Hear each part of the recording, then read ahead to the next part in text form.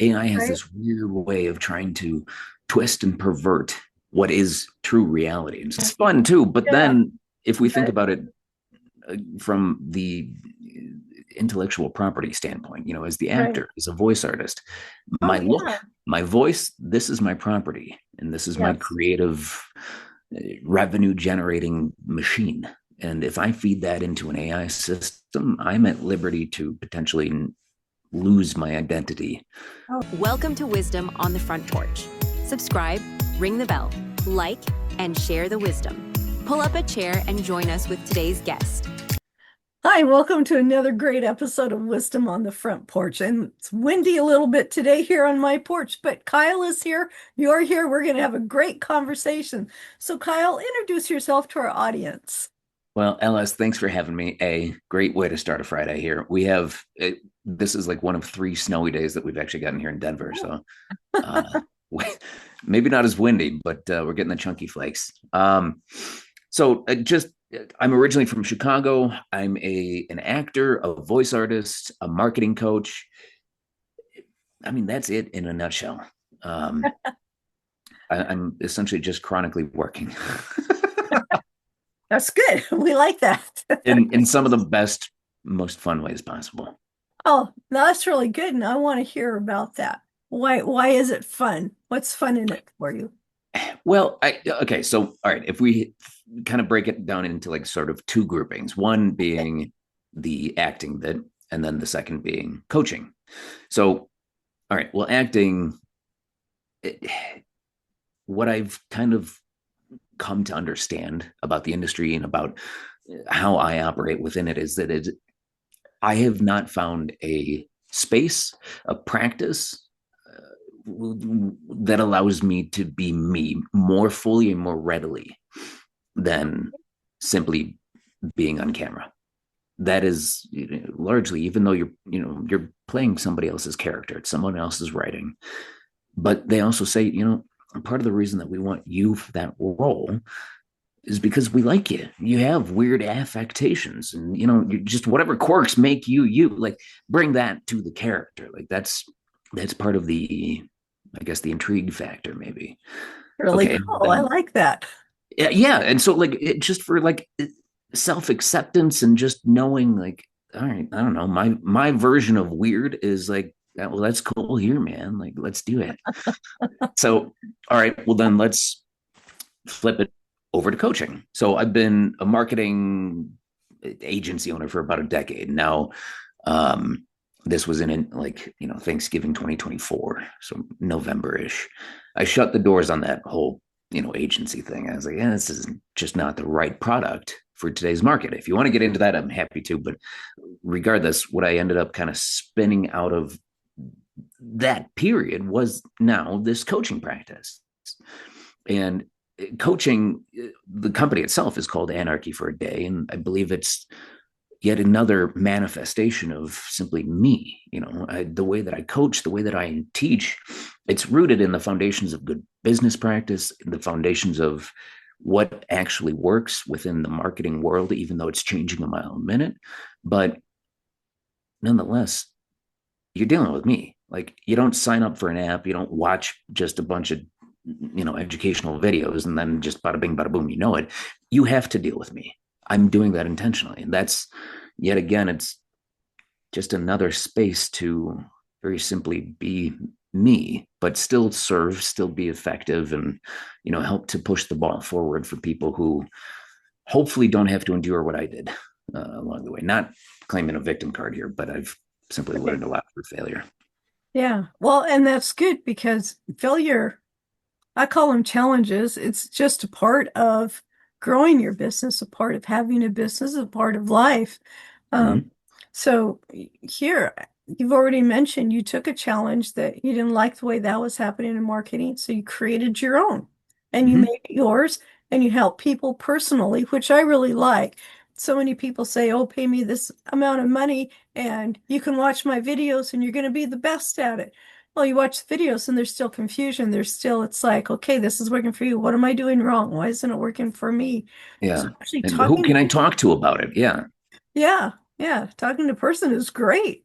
So if I was to come to you, what would I typically be looking for you to help me in my marketing? It's a good question. It's largely the makers that are the individuals that I am most suited for. In other words, I'm an educator. That's the role of the coach. So the marketer, like the agency side, that's more so the doer. We will Okay. understand the problem, the initiative, the product, as well as the market, and then we will say, all right, well, owner, operator, president, CEO, whoever it is, keep doing all the stuff that you got to do, and then we will essentially take on the marketing bit. In other words, offload a lot of the stress. Right. Right. The role of the coach is to teach these leaders what I know, what I've amassed through working with myriad different clientele, through understanding how we should be communicating essentially, like, the product offering to respective marketplaces, individuals. It's marketing is a one-on-one conversation. That's really what it is, because it's you, the business, talking to really one consumer, whether that's an individual or another business. It depends what you're in the market of. So in other words, the makers are the people that are like, you know what, I'm inspired to do this. I understand the tools, the technology, it exists. So largely I can do a lot of this myself. So the conversation with me is meant to say, good, I acknowledge that. I'm going to show you essentially some of the scarier sides of this, but I'm going to also show you how you can expedite this process so that you can find greater success earlier in the process. Hmm. Yeah, that's really valuable too, because a lot of times we spend so much time before we finally get that aha moment, and you're already Yeah. presenting it to us ahead of time. And largely I it's just think, having a thought partner too. yeah, Someone to just be like, okay, what is happening? Like, I need, I need a trusted voice, because inevitably, like, like one of my clients right now, she's like, oh my gosh, like so many people have ideas for me now that they know that I'm doing my own thing. And I'm like, well, yeah, that's got to be wildly frustrating. yes, Yeah. I get it. I get Uh-huh. it. Yeah. I like that you said you talk about the bad things. That's my word, not yours, because I don't think entrepreneurs really want to look at what can happen if things go wrong. What are some choices that we shouldn't make? And I think by presenting those, you help us make better decisions on the wiser choices that will propel us.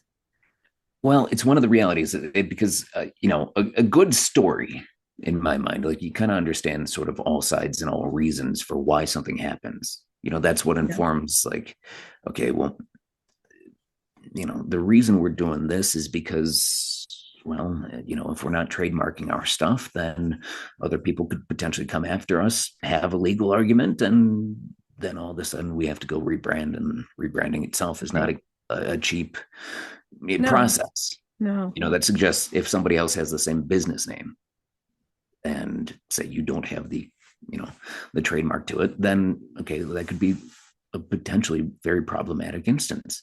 um Absolutely and agree. so it's just merely presenting it like that, just to say, like, you know this is a spot where things get a little sticky if, say, a project is not exactly well run. Then okay, it is on you, the leader, to establish very clear boundaries Mhm. that will essentially put you in this position of authority and respect. But if you yourself are maybe not comfortable with establishing yourself in Right. such a leadership position, then okay, well, now we're in a spot these days where we have AI. Tell AI what the situation is, what's going on, and then that can offload a lot of the initial stress of just how to craft a message that won't be burning bridges the moment you publish it. Yeah. That's So really good advice. yeah, there's different ways that we can think about this stuff without, like, because I try not to demonize AI, but I am a hardcore creative. I'm an actor, Yeah. and I'm not a huge Well, fan of AI it. is a tool. We don't let it do everything for us. It is a tool, like your pencil and your paper and your car, you know. Your car takes you to the Exactly. grocery store, but it doesn't go in and buy the groceries for you. Um, I, it's your tool let's to hope get not. there. Yes. Wouldn't that be something? No. They have We- people that do that now. They'll just bring it out to your car, but you got yeah. it there, and I'm glad you brought that up because AI is a useful tool, Mm. whichever one you choose. There's so much out there. Um, but just recently I challenged my AI to create something for me, and I says, you know me, you know what I do. Now I want you to create this outline for people and make sure it's clear so they understand it. And so you have to kind of refine it, and then you get something that's really incredible. So I'm glad you brought that up. It's a useful tool. I mean, It should be. yeah. There's a lot of people that are maybe feeling a little bit opposite of that, if perhaps they've been put out of work because of it. Right. Uh, And I get that, I I was just talking to somebody about this. I watched the movie The Running Man. They did an update on mm, it, just redid it. And in that movie, this guy is recording the video. He's trying to explain to people what he's doing, that he's not out there to hurt anybody or anything. But what is shown just a few minutes later is completely opposite, but it's him talking. It's AI that they've used to go through and make him say something that isn't true at all. And it's like, mm. that's really scary because that is able to happen right now. Well, And that's where it gets you have twisted to up. I be mean, from the careful. actor's standpoint, like I think I hopped on like Facebook one day and it had like, animate your profile picture. And it had the preview essentially like right there. And it's simply Right. just, profile picture for me, it's a fairly straight faced. And then the AI makes me smile. And the smile was absolutely terrifying because it was not my smile. Oh, It is not wow. a real Yeah. iteration of me, which makes it positively awful. AI has Right. this weird way of trying to twist and pervert what is true reality. And so this is why I see people with, AI generated images of themselves. I'm like, I've seen you in person. Yeah. I Something ain't right here. I did put some up there. If you go to my Facebook page, you're going to see me as a genie, but you're going to notice my arms are the arms of a man.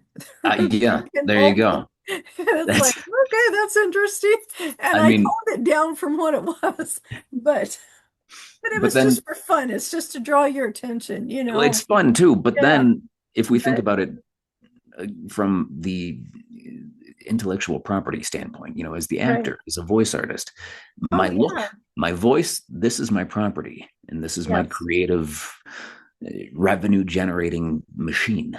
And if I feed that into an AI system, I'm at liberty to potentially lose my identity Oh, yes. because Yeah. AI itself is not a protected thing, much as they Right. suggest that they are. So for actors, essentially a lot of my messaging is put in your contracts, with the different teams that you're working with, put a note in there, an AI clause that you cannot use it to duplicate, replicate, do anything like that. You need to protect yourself and your image, And I because we have don't have seen enough that rules. in some of the things I've done already. And I Mhm. thought, wow, that's kind of interesting. Because you don't want to lose what is yours. You don't want to just give it away to somebody. Yeah, but for You know? people that don't need to, then by all means, go replicate yourself because it makes marketing a whole lot easier if you have Yeah, essentially AI 20 of doing it for you. you. Yeah, Yeah. yeah.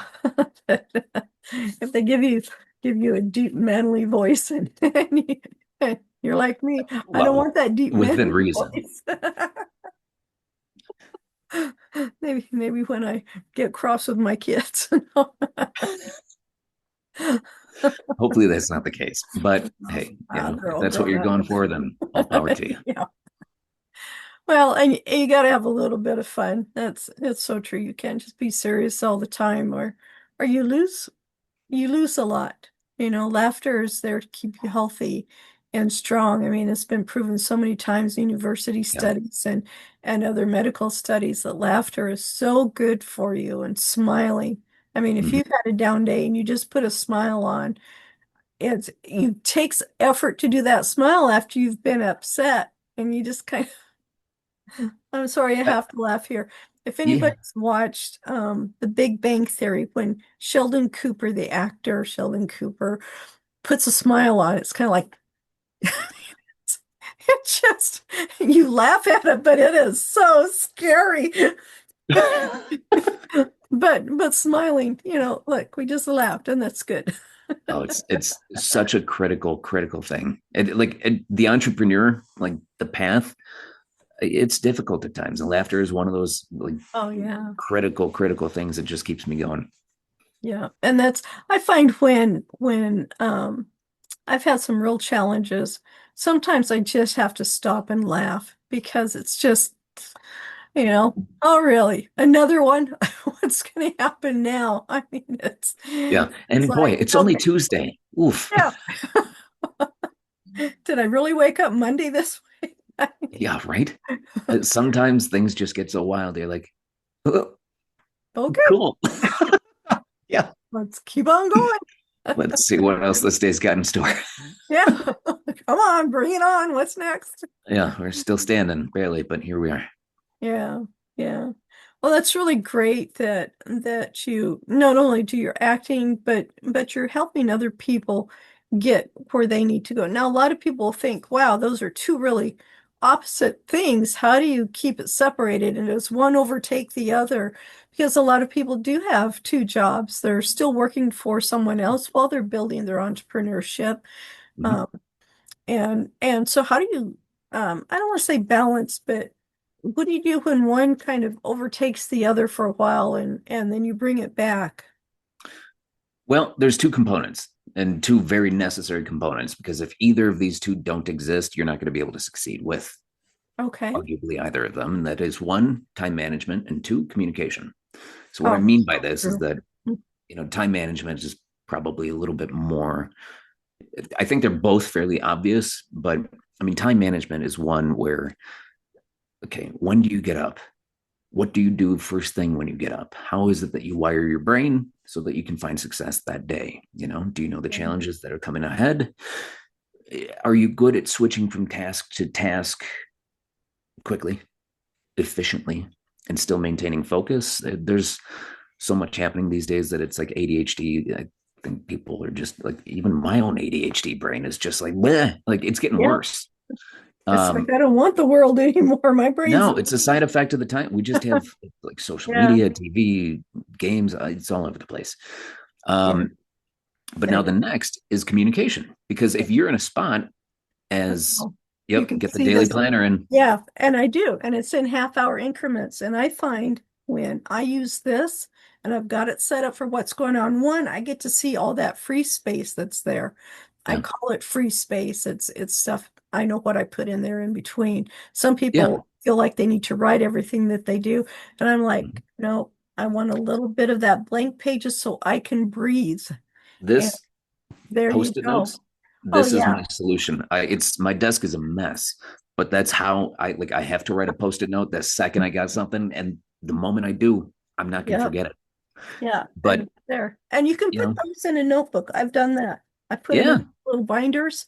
So there you they're go. always there, but they're not making a mess. So I go through it, like once a week. Mhm. What are the ones that are priority? What are the ones that I have accomplished? And what are the ones that were ideas? Okay, put them in the little notebook under ideas. So Yeah. that was a really great insight. So time management, exactly. That's Yeah. one. And then the second being communication.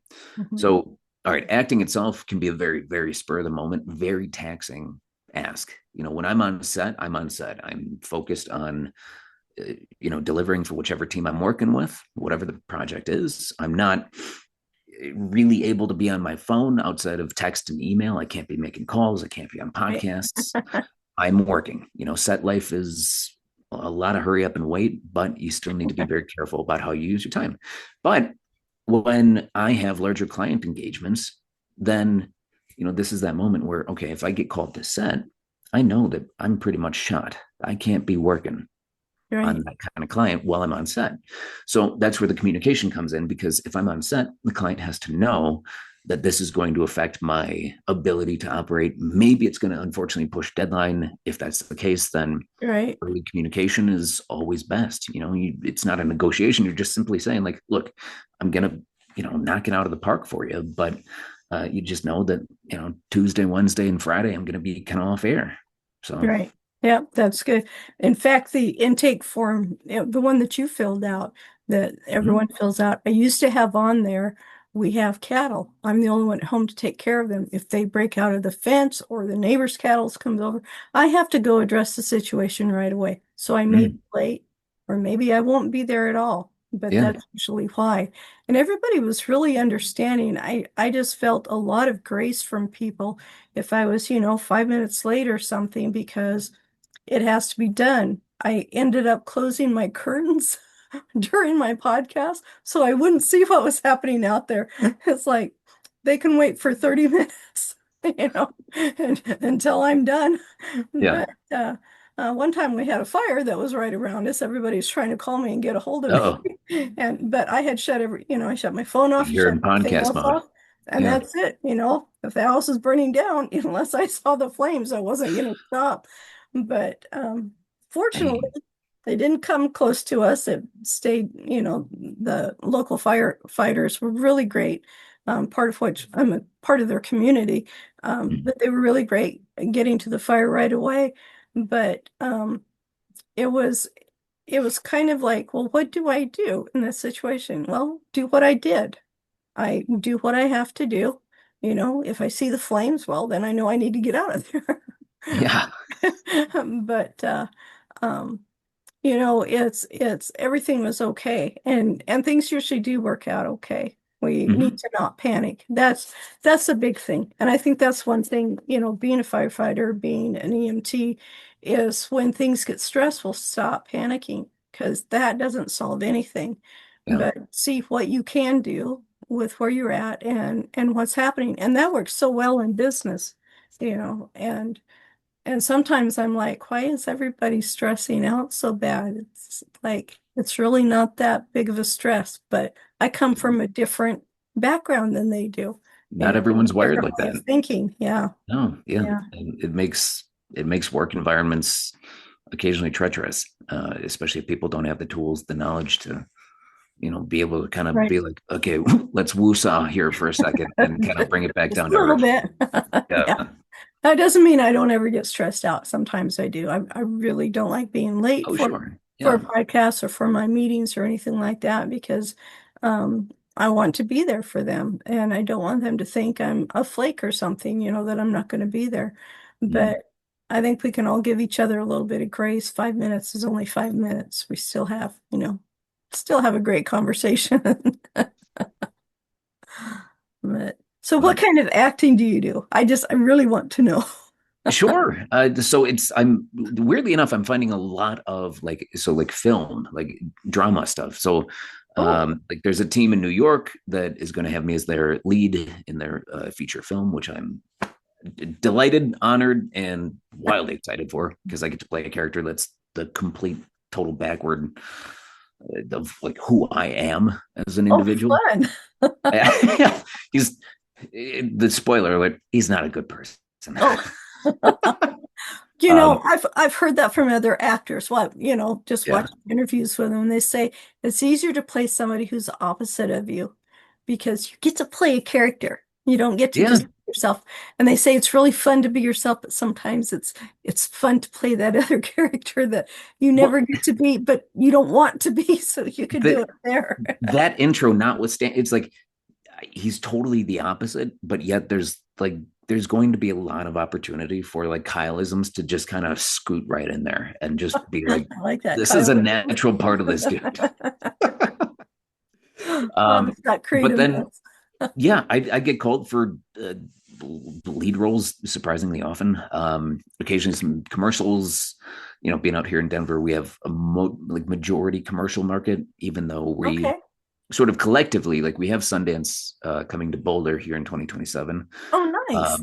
So we're sort of collectively in this like mindset, this mentality of like, all right, let's kind of just raise the tides together so we can get more substantial like film, television back to Colorado because we have a fantastic state to actually shoot in. Like the topography of it alone Oh is yeah, it's amazing it's there. immaculate. Yeah. Yeah. So we're trying to do that. And I think some of my efforts are in tandem and really lockstep with that to say, like, you know, let's make sure that we have the infrastructure, the safe handling of like firearms on set, you know, to be able to actually do all of this stuff that we as a state would like to be doing. Um, but you know, beyond that, you know, it's an acting school that you know we're all Denver's actually it's weirdly a very supportive environment, and that's part of the reason I like kind of like you know cutting my teeth out here. um there's still good competition, but it's not like You're it's not not out really to stab each other in the back to get where you want to go. exactly. So for an industry that's just rife with rejection, it's like it has to lend itself to being able to say like it ain't that bad as long as we're doing it with good people. There you go. Yeah. You know what I would really like? I'm seeing so much of violence and, taking the easy way out and what people would just automatically think for shows. I would really like to see somebody do a show that does something in the opposite. Instead of like grabbing the guy and saying, I'm going to kill you for doing this, it's like, I'm going to give you grace and forgive you for what you did. Don't Hmm. do it again. But, you know, and, Sounds like you got to and get right and then. yeah, yeah. That's a whole nother thing. I was looking at because I have a book that when I wrote it, I actually wrote it like a show in my head, and I didn't realize that's what I was doing at the time. And Sure. so I've been looking at doing some of that, and it's like, wow, that's a whole new thing to learn. And it's like, I'm not sure if I'm It ready. is, it's a substantial undertaking. That's the Yeah, one thing that I will say. It's not to discourage by any means, but no, it's the same way that I handle my coaching is to say, like, if you're looking to build a feature, a series, anything, regardless of even the level of production on the smallest end, this is a big undertaking.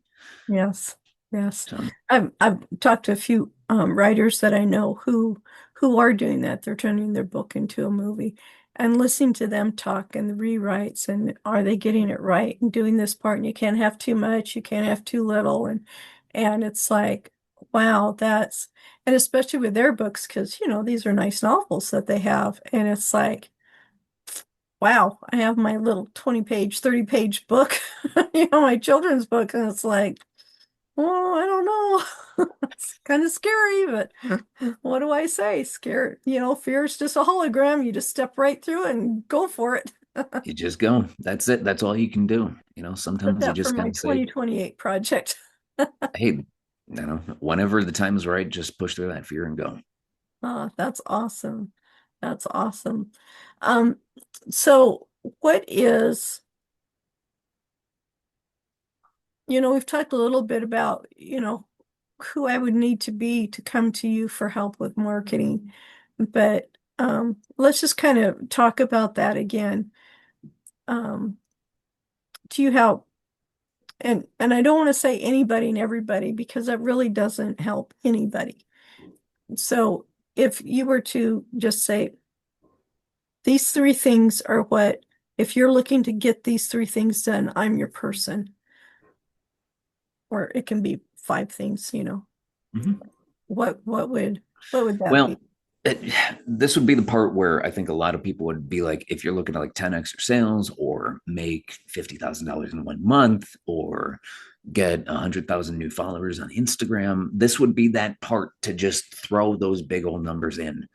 But part Right. of the reason that I stand to do what I do is because the individuals that suggest that are largely why marketers are so distrusted because nothing in marketing is guaranteed.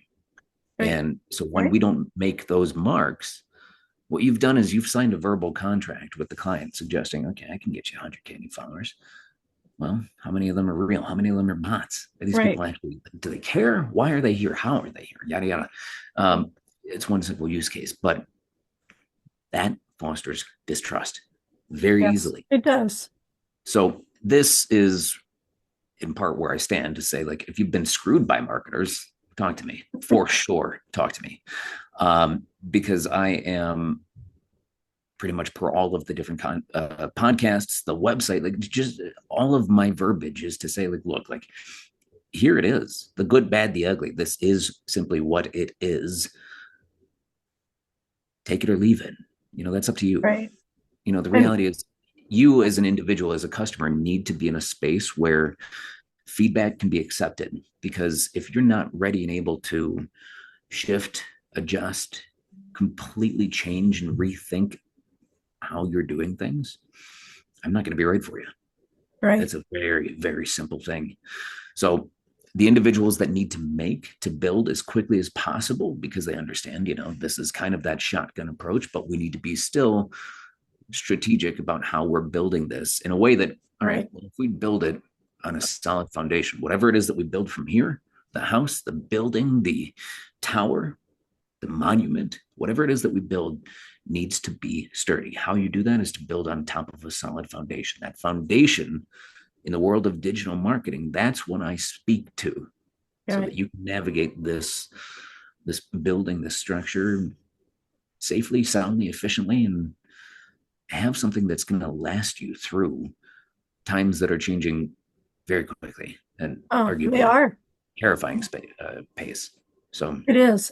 Everything's changing really fast. You need someone to help you navigate through all of that. I know when someone first approached me about my website, it was like, it's okay, but you're not getting any clients, are you? I'm like, no.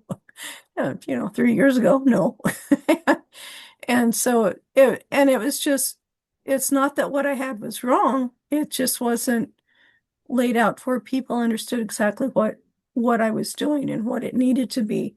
My book, Baxter's Heart, if you go to lskirkpatrick.com/Baxter, you'll see this nice layout. Well, I had all the right information, but it wasn't to where anybody could read it clearly. And so my coach is helping me lay it out so it just flows really nice. And I actually went and looked at it today, and it's like, oh, that really does look nice. Yeah. And that's largely the job of the coach, is just to say, well, you got good stuff here. Yeah. But right now it kind of looks like crap. So let's clean it up so that people can walk into this space and be impressed. Yes. Yeah. And understand it. I mean, you want people to understand it. Just because you understand it doesn't mean someone else is going to. That's where the communication comes in. Your website is communicating to other people that are viewing it. What is it communicating? It's telling a story, and you need to essentially design it and craft it in a way that whoever you're trying to talk to, whoever your like ideal person is, right, they should read it and be like, oh, well, that does sound like me. Yeah. The moment you get that in their mind, the opportunity for them to turn into a client is infinitely higher. Oh, definitely. Yes, absolutely. Oh. Easier said than done, granted. I'll caveat that.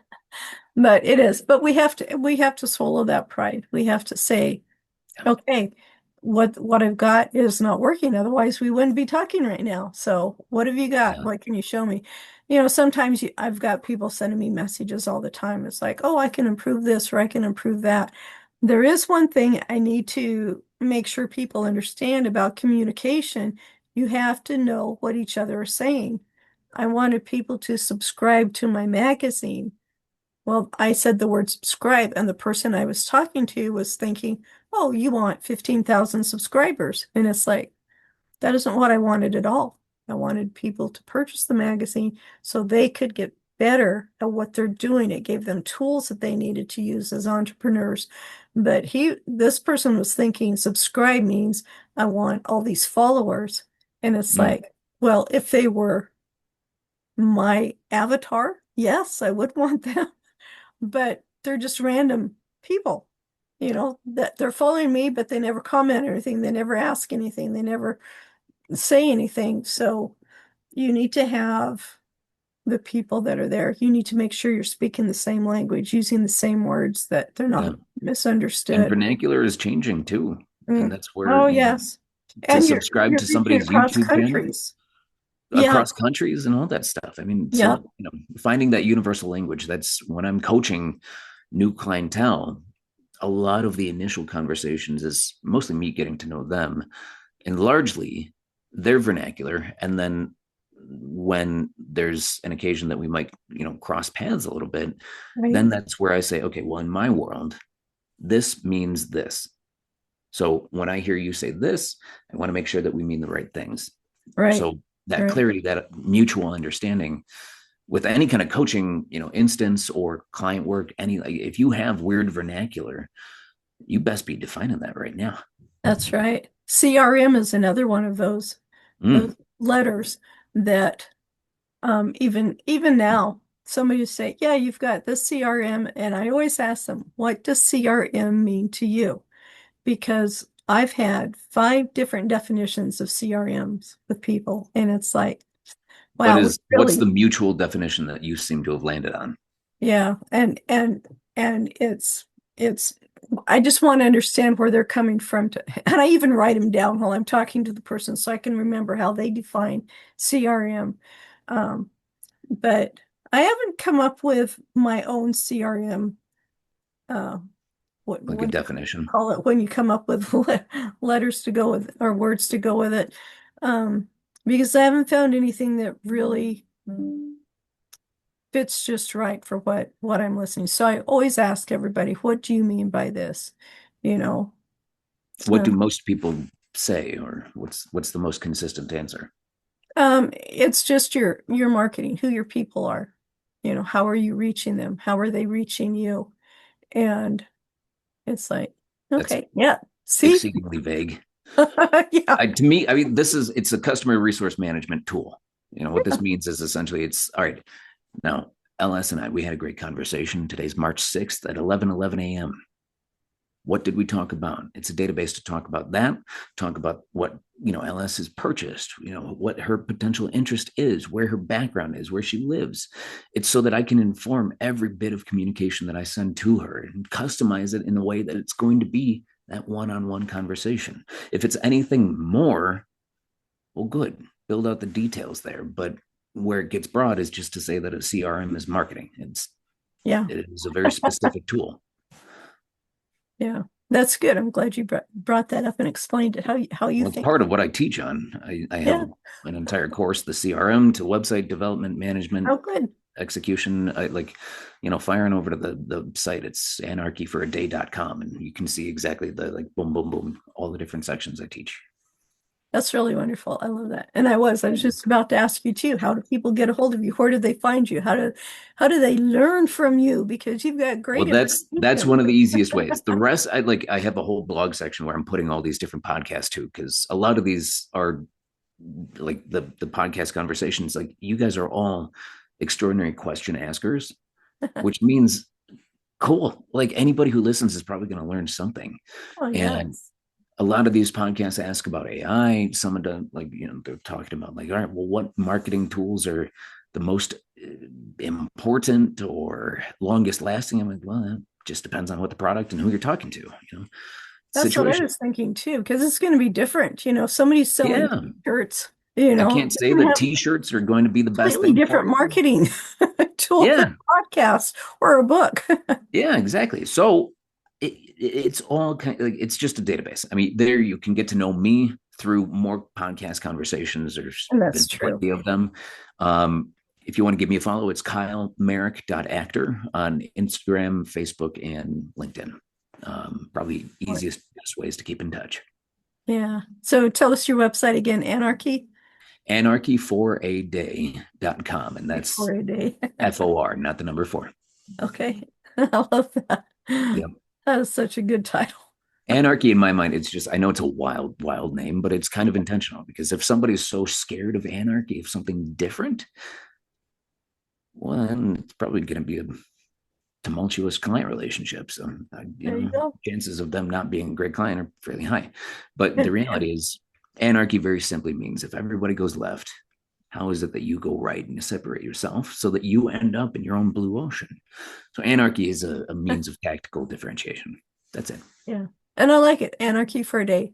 because we can kind of leave all of our fears and everything away, Yeah. involved with you for a day, find out what's going on, and then Mhm. it's like, well, maybe I don't want to pick those back up. I shed them. Let's go this direction. Well, like a little bit here and there is good. Like if you're Right. anarchy for every day, like No, that to me is just exhausting. Like it's too much. People are going to be like, I don't. You are an exhausting business entity, an yeah, individual. So use it tactfully in very specific circumstances that you can back it up with data to say, okay, well, all these other folks, your competition, they're doing this. If you intentionally do other things to help set yourself apart, that maybe these other companies, businesses, individuals are a little too scared of, maybe they're too shackled. right. Well, good. Maybe there's opportunity there. That's what you need to look at. Yeah, that's really good. Because there's 8 billion people in the world, and there's plenty to go around. And I look how many authors there are, but I don't really look at anybody else's competition. Look at all the podcasts. I don't look at them as competition because they all bring something different to the table. They all serve. All those 8 billion people do not want the same thing at the same time in the same way. They all Yeah. want it different at different times, different ways. And even as your entrepreneurship, as you get further into it and you grow and you get up to a different level, you're going to need different things as you go along that way. So everybody can help serve everybody in a different way. I most certainly agree with that. Whether or not the world is mutually of that mindset is questionable, but I believe that to be a great one, especially like in the world of nonprofit. I think we see that probably most readily. Yeah, yeah, that's good. All right. Thank you so much, Kyle, for being here. I really enjoyed talking with you. I'm glad we got to sit on my porch together. And I thank your audience for being here, sitting on our porch with us. And if you have questions for Kyle, get a hold of him. And if you want to be an anarchist for a day, go to Anarchy for a day and check out his website, see what it's like, and find out about his acting career, find out about his marketing, how it can help you. And we'll see you next time on Wisdom on the Front Porch. Thank you, my Front Porch friends and neighbors, for pulling up a chair with me and my guest today on Wisdom on the Front Porch.